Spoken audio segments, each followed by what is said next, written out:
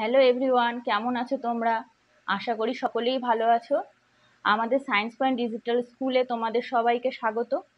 আজকে আমি নতুন একটা ভিডিও করতে চলেছি, যেটাতে একটু অন্যরকম করে দেখাবো তোমাদের, মানে তোমাদের ফার্স্ট ইউনিট টেস্টের কিছু সাজেস্টিভ অঙ্ক করে দেখাবো।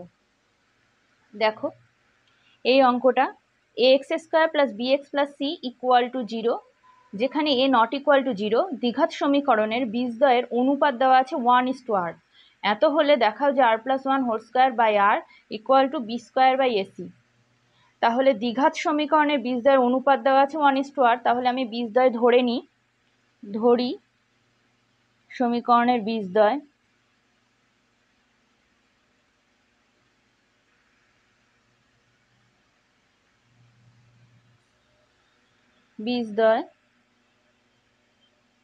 আলফা আর আলফা আর, যেহেতু 1:r এখানটা আর এর সাথে, তাই আরেকটা আলফাটা গুণ করে দিলাম। এবার তাহলে আমরা কি জানি, বীজদ্বয়ের সমষ্টি মানে আলফা প্লাস আলফা আর ইকুয়াল টু কি -b/a। এখান থেকে আমরা আলফা কমন নিয়ে নিই, তাহলে আলফা ইন্টু 1 প্লাস আর হলো ইকুয়াল টু -b/a। এবারে আমরা দুদিকে বর্গ করে দিই, α² into 1 plus R whole square equal to b²/a²। মাইনাসটা স্কোয়ার হলে প্লাস হয়ে গেল, এটা একটা নাম্বার দিলাম 1। এবার বীজদ্বয়ের গুণফল কি হবে, আলফা ইন্টু আলফা আর ইকুয়াল টু c/a, তার মানে α² আর ইকুয়াল টু c/a। এটা 2 নম্বর সমীকরণ। এবারে আমরা 1 নম্বরকে 2 নম্বর দিয়ে ভাগ করে পাই,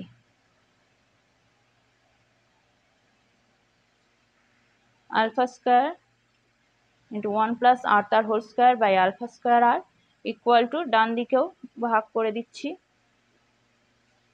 এবারে দেখো α² কেটে গেল, তাহলে r+1 whole square by r equal to, দেখো এ একটা এর সাথে কেটে গেল, তার মানে b²/ac হয়ে গেল। এটাই তো আমাদেরকে প্রমাণ করতে বলেছে, তার মানে প্রুভড। আশা করি অঙ্কটা বুঝতে পেরেছো। তো চলো পরের অঙ্কটাতে চলে যাই। দেখো, সমাধান করো। 1/x-1 × x-2 plus 1/x-2 × x-3 plus 1/x-3 × x-4 equal to 1/6, যেখানে x নট ইকুয়াল টু 1, 2, 3, 4। এই সমাধানটা খুবই ইম্পর্টেন্ট, তোমাদের আসতে পারে এই ইউনিট টেস্টে, তো দেখে নাও।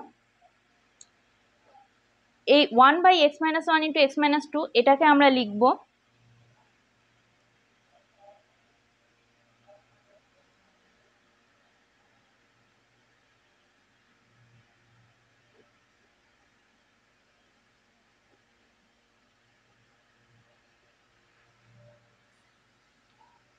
এইভাবে, লিখে নিচ্ছি। পরেরটা 1/x-4 minus 1/x-3 equal to 1/6।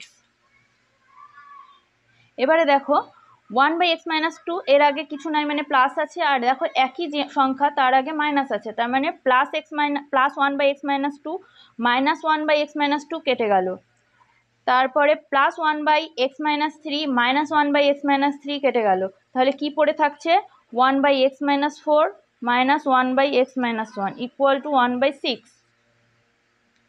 এবারে লসাগু করে দিই, এই দুটোর লসাগু কি হচ্ছে x-4 × x-1।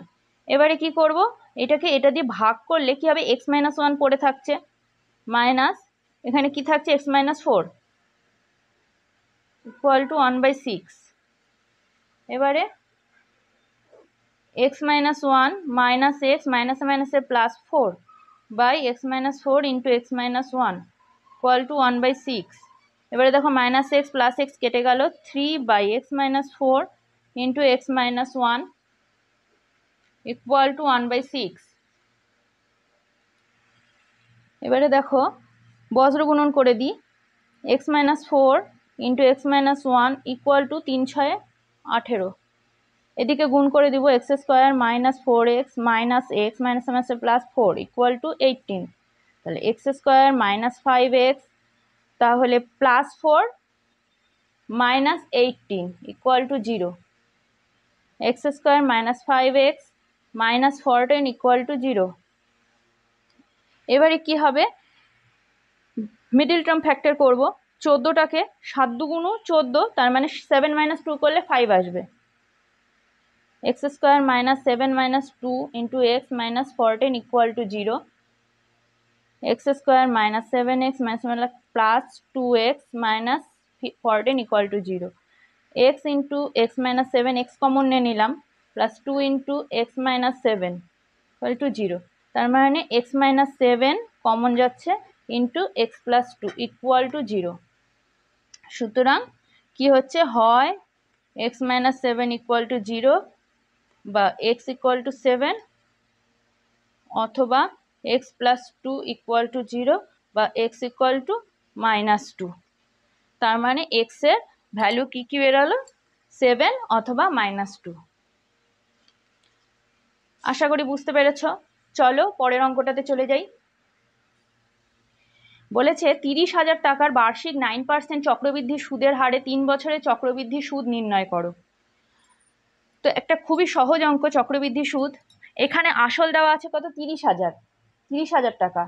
এর বার্ষিক মানে বছরে 9% হারে চক্রবৃদ্ধি সুদের হার কত হচ্ছে, চক্রবৃদ্ধি সুদের হার 9%।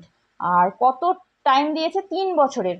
3 বছরের চক্রবৃদ্ধি সুদ কত হবে, মানে 30,000 টাকার বার্ষিক 9% চক্রবৃদ্ধি সুদের হারে 3 বছরের চক্রবৃদ্ধি সুদ কত হবে।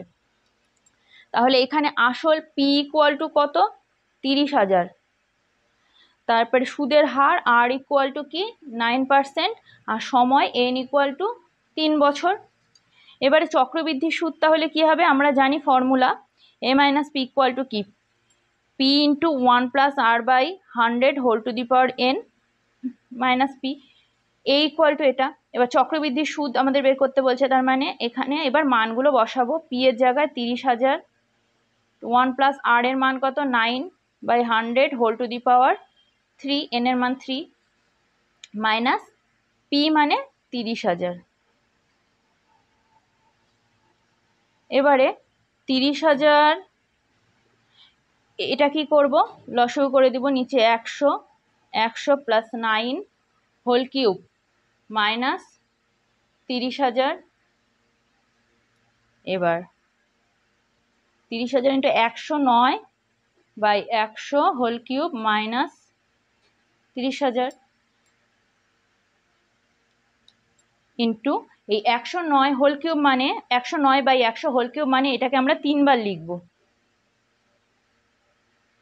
গুণ আকারে, মাইনাস 30,000। এবারে কাটাকাটি করি, একটা দুটো জিরো কাটা গেল, দুটো কেটে গেল। এবারে আর কাটা যাচ্ছে না, এবারে কি করব, গুণ করে দেব।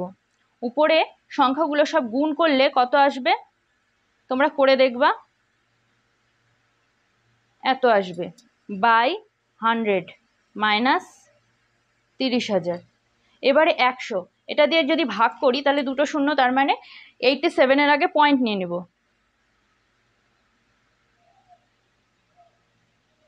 মাইনাস 30,000।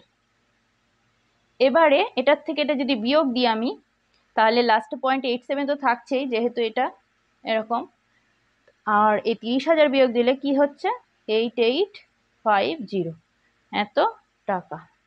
এটাই অ্যান্সার। তাহলে নির্ণয় চক্রবৃদ্ধি সুদ, উত্তর চক্রবৃদ্ধি সুদ 8850.87 টাকা।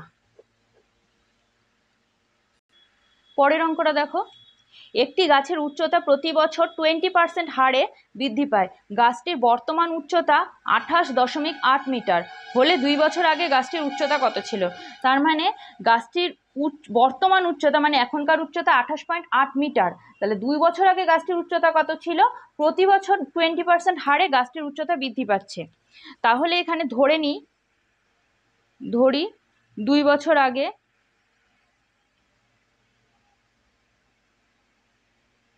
গাছটির উচ্চতা ছিল p equal to x metre. বৃদ্ধির হার কত? 20%। বৃদ্ধির হার আর ইকুয়াল টু 20%। সময় n ইকুয়াল টু 2 বছর। গাছটির বর্তমান উচ্চতা কত দেওয়া আছে? 28.8 মিটার। গাছটির বর্তমান উচ্চতা a ইকুয়াল টু 28.8 মিটার। এবার আমরা কি জানি?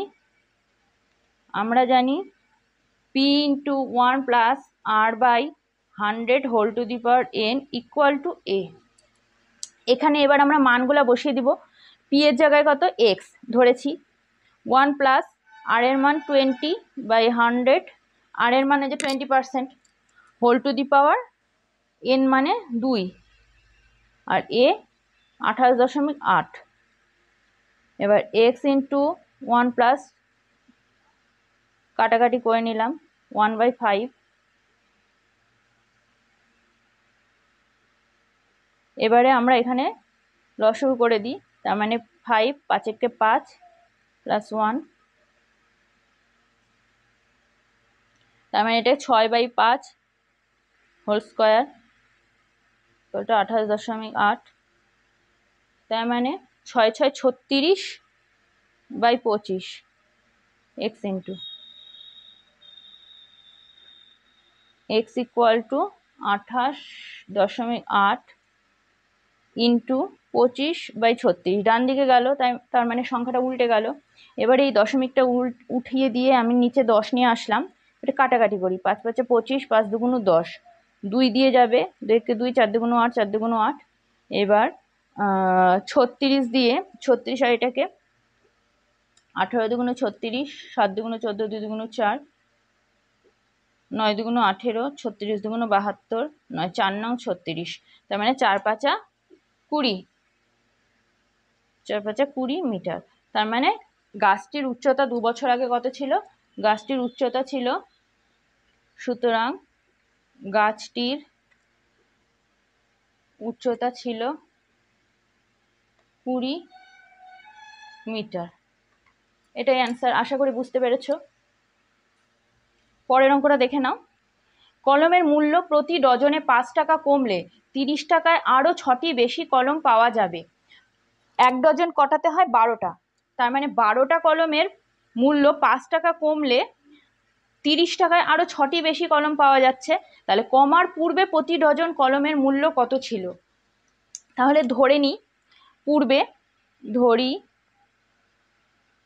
পূর্বে 12টি অর্থাৎ 1 ডজন কলমের মূল্য ছিল x টাকা। সুতরাং এখন 12টি কলমের মূল্য কত? 5 টাকা কমে গেছে। 12টি কলমের মূল্য x - 5 টাকা। তাহলে পূর্বে x টাকায়, পূর্বে তাহলে x টাকায় পাওয়া যেত কত? 12টি কলম। তাহলে 1 টাকায় কত পাওয়া যায়, 30 টাকায় কত পাওয়া যাচ্ছে সেটা দেখি। তাহলে পূর্বে x টাকায় পাওয়া যেত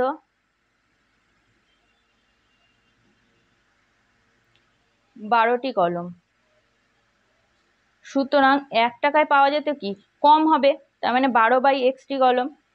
আর 30 টাকায় পাওয়া যেত বেশি হবে, বেশি কলম পাওয়া যেত, তার মানে 12 × 30/x, এতটি কলম। তার মানে 3 12 36, 360/x কলম। এখন x - 5 টাকা, এই যে প্রতি ডজনে 5 টাকা কমে গেছে, তার মানে 12টি কলমের মূল্য এখন কত? x - 5 টাকা। তাহলে x - 5 টাকায় পাওয়া যায় 12টি কলম। সুতরাং 1 টাকায় পাওয়া যায় কম হবে, 12/x - 5টি কলম। সুতরাং 30 টাকায় পাওয়া যায় বেশি, মানে 12 × 30/x - 5টি কলম। তার মানে 3 12 36, 360/x - 5টি। তাহলে প্রশ্ন অনুসারে কি হবে সমীকরণটি? সুতরাং প্রশ্ন অনুসারে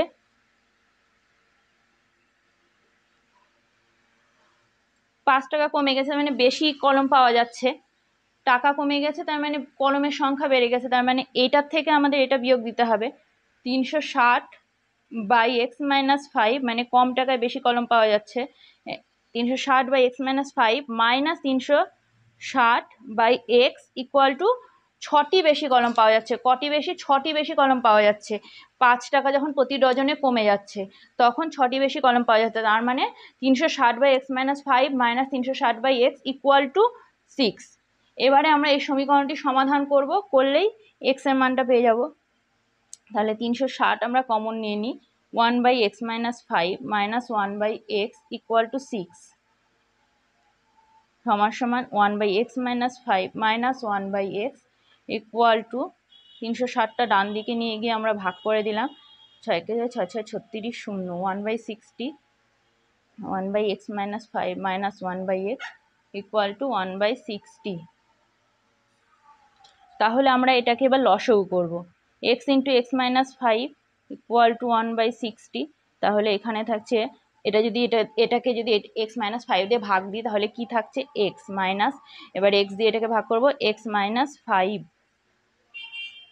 এক্স মাইনাস এক্স প্লাস 5 সাইনটা চেঞ্জ হয়ে গেল, নিচে এক্স স্কোয়ার মাইনাস 5x গুণ করে দিলাম, মাইনাস এক্স প্লাস এক্স কেটে গেল, 5 by x square minus 5x equal to 1 by 60 equal to বজ্র গুণন করে দিই, 5 6 30 300।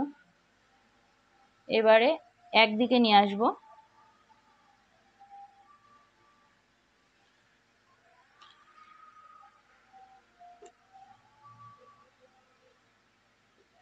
5 বারং 7 5 5 25।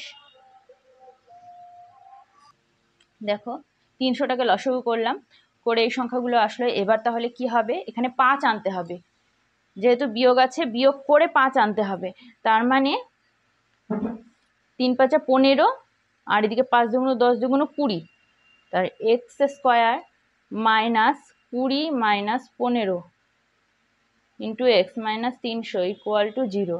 তাহলে x square minus 20x minus minus plus 15x minus 300 equal to 0।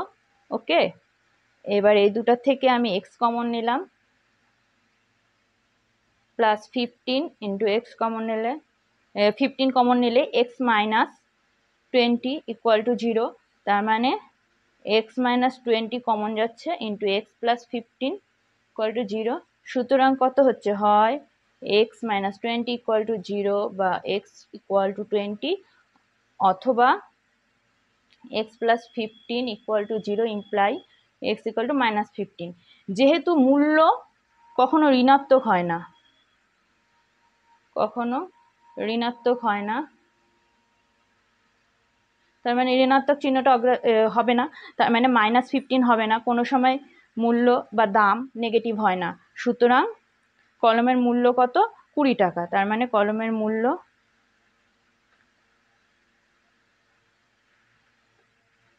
20 টাকা। এটাই অ্যান্সার। আশা করি বুঝতে পেরেছো। দেখো পরের অঙ্কটা, যদি একটি অখণ্ড ধনাত্মক সংখ্যার 5 গুণ তার বর্গের দ্বিগুণ অপেক্ষা 3 কম হয়, অপেক্ষা 3 কম হয় তবে সংখ্যাটি নির্ণয় করো। একটি অখণ্ড ধনাত্মক সংখ্যা আমি ধরে নিই, তাহলে ধরি সংখ্যাটি x, সংখ্যাটির 5 গুণ, সংখ্যাটির 5 গুণ কত হবে, সংখ্যাটির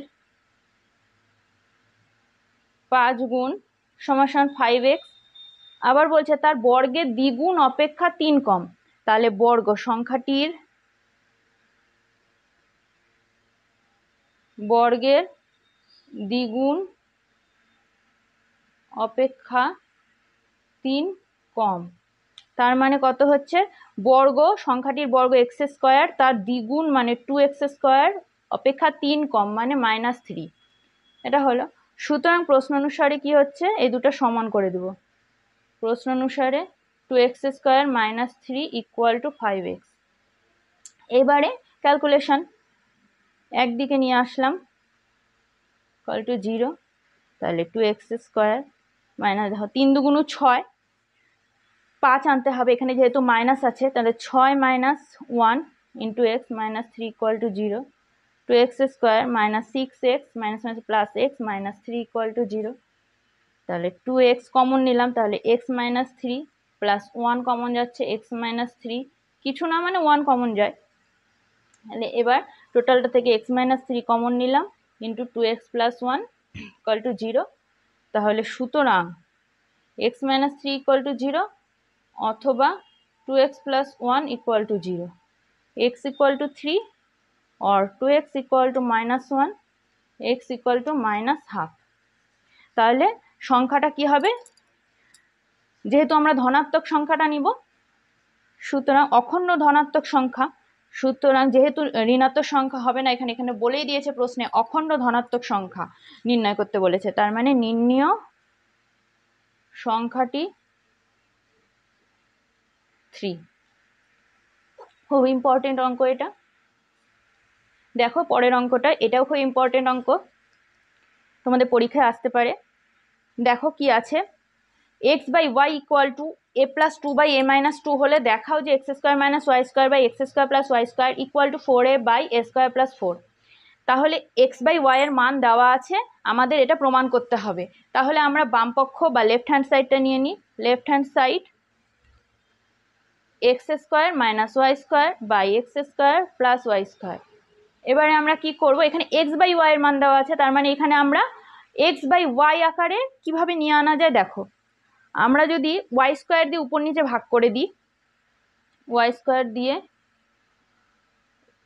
লব ও হরের সাথে ভাগ করি, তাহলে x square by y square plus y square by y square, x square by y square plus y square by y square, এটা মাইনাস, সরি মাইনাস হবে। এবারে ওয়াই স্কোয়ার কেটে গেল, ওয়াই স্কোয়ার কেটে গেল, তার মানে x square by y square minus 1 by x square by y square plus 1। এবারে উপরেও লসাগু করব, নিচেও লসাগু করে দিব।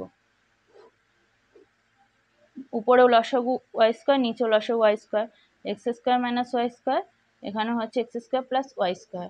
তাহলে দেখো এই ওয়াই স্কোয়ার কেটে গেল, তার মানে এক্স স্কোয়ার, ও সরি সরি সরি আমাদের তো মান বসাতে হবে, সরি এইটুখানি কাটা, আমাদের মানটা বসাতে হবে।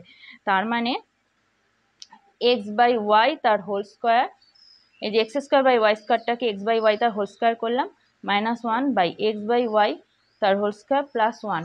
এবারে দেখো এক্স বাই ওয়াই এর মান দেওয়া আছে, সেটা আমরা বসিয়ে দিচ্ছি।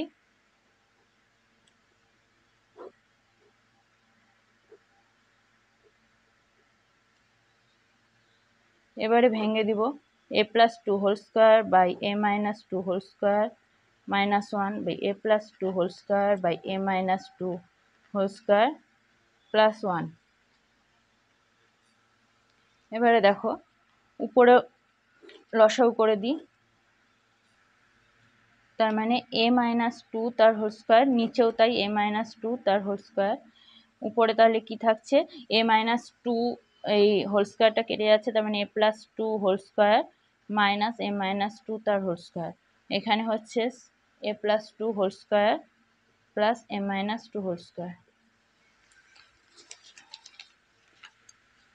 এবারে দেখো এটা আর এটা কেটে যায়, উপরেটাকে সাধারণ ক্যালকুলেশন করব, বর্গ A plus B whole square আকারে ভাঙবো, এ স্কোয়ার প্লাস 2ab মানে 4a plus 4 minus A square minus 4a plus 4, A minus B whole square আকারে ভাঙলাম।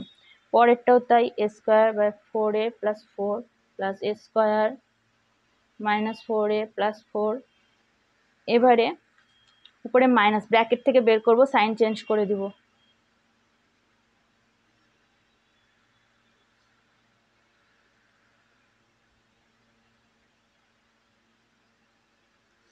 এবারে দেখো কাটাকাটি যাবে, minus 4 plus 4 minus square plus square, এখানটা মাইনাস 4a প্লাস 4a, কাটাকাটি চলে গেল।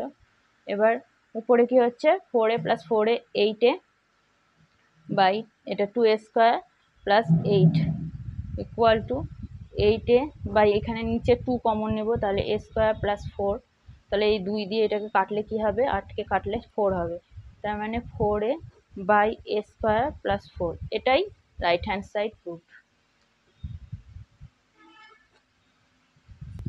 দেখো আরেকটা ইম্পর্টেন্ট অঙ্ক, এখানে বলেছে 4√3/2 minus √2 minus 30/4√3 minus √18 minus √18/3 minus √12 এর মান নির্ণয় করো। খুবই সহজ, আমাদের এই বর্গগুলোকে আগে ভাঙতে হবে। তাহলে এখানে যা আছে তাই লিখলাম, এটাকে √18টাকে কি করা যায়, 18কে আগে লসাগু করব, 3 6 18, 2 3 2 6, তাহলে 3√2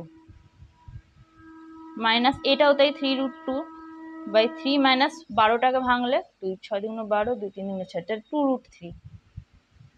এবারে আমরা হর থেকে করণী নিরসন করব, তার মানে 4√3 বাই হর থেকে করণী নিরসন মানে নিচেরটার অনুবন্ধী দিয়ে আমরা উপর নিচে গুণ করব, তার মানে 2 মাইনাস √2 এর অনুবন্ধী করণী কি 2 প্লাস √2, এটা দিয়ে আমরা উপর নিচে গুণ করে দিব।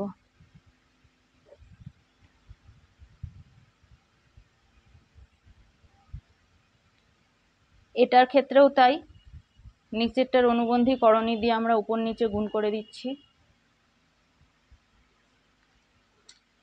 মাইনাস 3√2/3 মাইনাস 2√3 এর অনুবন্ধী করণী 3 প্লাস 2√3 দিয়ে উপর নিচে গুণ।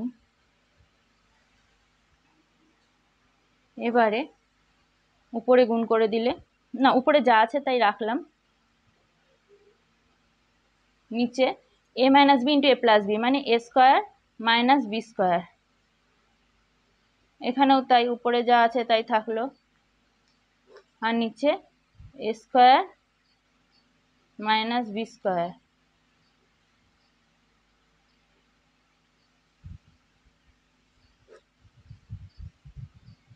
a square minus b square, উপরে তাহলে 4√3 ইন্টু 2 প্লাস √2, নিচে 2 2 4 মাইনাস √2 এর হোল স্কোয়ার মানে স্কোয়ার রুট উঠে যাবে মানে 2, তাহলে 4 মাইনাস 2 মানে 2,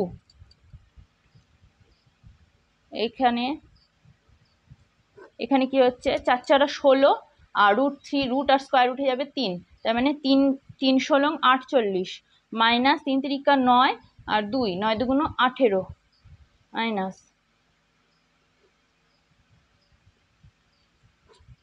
3 3 9 মাইনাস 2 2 4 3 4 12, 2 দিয়ে কাটলে 2, 2√3 into 2 plus √2 minus 30 into 4√3 plus 3√2 by এখানে কত হবে নিচে 30 minus 3√2 into 3 plus 2√3 by minus 3, 9 minus 12 মানে মাইনাস 3, এবার 3 3 কেটে গেল, এই 30 30 কেটে গেল, এবারে গুণ করে দেব, 2 2 4 √3 প্লাস 2 রুটেরগুলো গুণ হয়, √3 ইন্টু √2 মানে √6 মাইনাস 4√3 মাইনাস প্লাসে মাইনাস 3√2, এবার মাইনাসে মাইনাসে প্লাস 3√2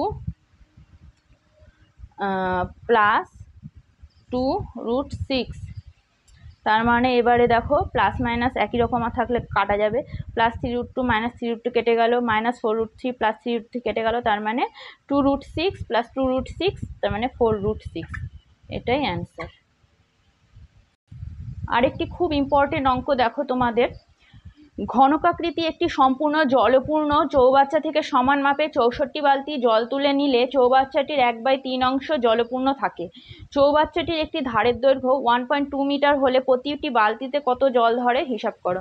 মানে ঘনকাকৃতি একটি সম্পূর্ণ জলপূর্ণ চৌবাচ্চা নেওয়া আছে, সম্পূর্ণ জলভর্তি, এবার ওই জলপূর্ণ চৌবাচ্চা থেকে 64 বালতি জল তুলে নেওয়া হলো, তারপরে তুলে নিলে চৌবাচ্চাটির 1/3 অংশ জলপূর্ণ থাকছে, তাহলে এবার চৌবাচ্চাটি একটি ধারের দৈর্ঘ্য দেওয়া আছে 1.2 মিটার, তাহলে প্রতিটি বালতিতে কত জল ধরবে সেটা আমাদেরকে বের করতে হবে। তাহলে চৌবাচ্চাটির এইভাবে করব অঙ্কটা, চৌবাচ্চাটির একটি ধারের দৈর্ঘ্য সমান সমান 1.2 মিটার, তাহলে আয়তন কত, আমরা জানি ঘনকের আয়তন কি বাহু কিউব, তার মানে আয়তন সমান সমান বাহু কিউব সমান সমান একটি ধারের দৈর্ঘ্য বা বাহুর দৈর্ঘ্য কত 1.2 মিটার, 1.2 তার হোল কিউব ইকুয়াল টু কি 1.2 ইন্টু 1.2 ইন্টু 1.2 এত ঘন মিটার। তার মানে এটা যদি আমরা গুণ করি, গুণ করে দেখবা তোমরা হবে 1728 এত ঘন মিটার হবে। এবার 1 2 3 তিনটা সংখ্যার আগে দশমিক আমরা নিয়ে নিচ্ছি, 1.728 ঘন মিটার এত। এবার আমরা কি জানি 1 ঘন ডেসিমিটার সমান সমান 1 লিটার, যেহেতু আমাদেরকে লিটারের হিসাব করতে হবে সেজন্য 1 ঘন ডেসিমিটার কি 1 লিটার, তাহলে 1.728 ঘন মিটার সমান সমান কী হবে কিলো হেক্টর ডেকা ডেকা লিটার ডেসিলিটার, তার মানে 1000 দিয়ে আমাদের গুণ করতে হবে। এটাকে যদি আমরা 1000 দিয়ে গুণ করি তার মানে 1728 এত ঘন ডেসিমিটার, তার মানে এত লিটার। এবার ধরি মোট আয়তন সমান সমান 1 অংশ, সুতরাং জল আছে কত 1/3 অংশ। 64 বালতি জল তুলে নেওয়া হয়েছে, 64 বালতি জল তুলে নেওয়ার পরে চৌবাচ্চাটি 1/3 অংশ জলে পূর্ণ থাকে। এবার সুতরাং জল তোলা হয়েছে কত, বিয়োগ দিয়ে দিব 1 - 1/3 সমান সমান 2/3 অংশ। এবার 64 বালতি জলের আয়তন তাহলে কত,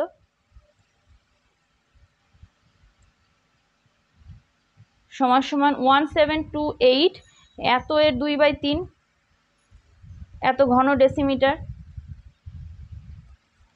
তাহলে এটাকে যদি আমরা সুতরাং এবার 1 বালতি জলের আয়তন আমাদের বের করতে হবে।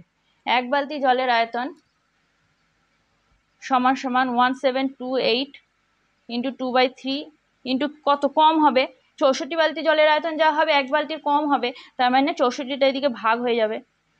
এবারে আমরা কাটাকাটি করব, 2 32 দুগুণ 64, এবার 2 দিয়ে কাটি, 16 দুগুণ 32, 2 দিয়ে 8 দুগুণ 16, 6 দুগুণ 12, 4 দুগুণ 8, এবার 3 দিয়ে না আবার হচ্ছে 2 দিয়ে কাটি, 8 দুগুণ 16, 4 দুগুণ 8, 3 দুগুণ 6, 2 দুগুণ 4, তারপরে 8 দিয়ে 5 আষ্টে 40, 4 আষ্টে 32, 3 দিয়ে 3 একে 3, 3 আষ্টে 24, 18, তার মানে 18 ঘন ডেসিমিটার বা 1 ঘন ডেসিমিটার ইকুয়াল টু 1 লিটার আমি বলেছি, তার মানে 18 ঘন ডেসিমিটার মানে 18 লিটার।